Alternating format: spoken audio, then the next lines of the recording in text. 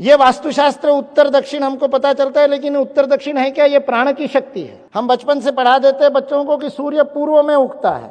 मैं कहता हूं इससे गड़बड़ बात क्या सिखाते हैं हम। सूर्य जिस दिशा में उगता है उसको पूर्व कहते हैं, पूर्व में सूर्य नहीं उगता है।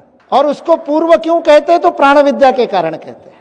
सूर्य ही महाप्राण है, उससे ही प्राण प्राप्त होते हैं। तो उस दिशा को पूर्व क्यों कहते हैं? क्योंकि सूर्य के उगने से पूर्व प्राण आ गया, प्रकाश आ गया। पूर्व का अर्थ के पहले, सूर्य के पहले प्राण आया, इसलिए वो दिशा पूर्व है। सूर्य के जाने के बाद भी प्राण है, पश्चिम, इसलिए पश्चिम है।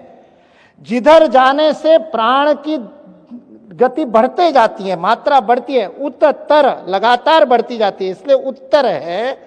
जिधर प्राण कम है इसलिए दक्ष, सतर्क रहने की आवश्यकता, इसलिए वो दक्षिण है। वही आग्नेय नैऋत्य में, पूरी पुस्तक अभी नहीं बता दूंगा।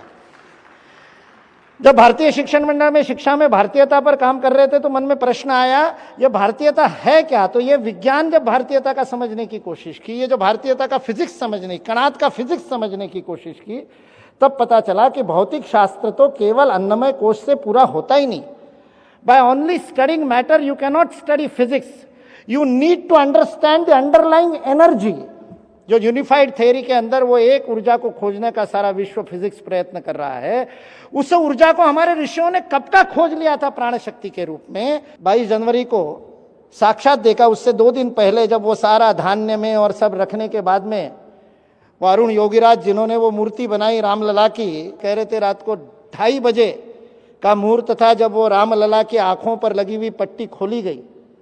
अरुण योगीराज कहता है मैं सामने बैठा था, मेरे आंखों में आंसू आ गए, और वो साथ में जो कार्यकर्ता थे उनका हाथ पकड़ करके वो कंपित करके बोलता है, अरुण ये मूर्ति मैंने नहीं बनाई, ये मेरे रामलला नहीं है, क्योंकि मूर्ति का विग्रह बन गया था, पत्थर में प्राण प्रकट हो गया था। ये प्राण प्रतिष्ठा का विज्ञान भारत का।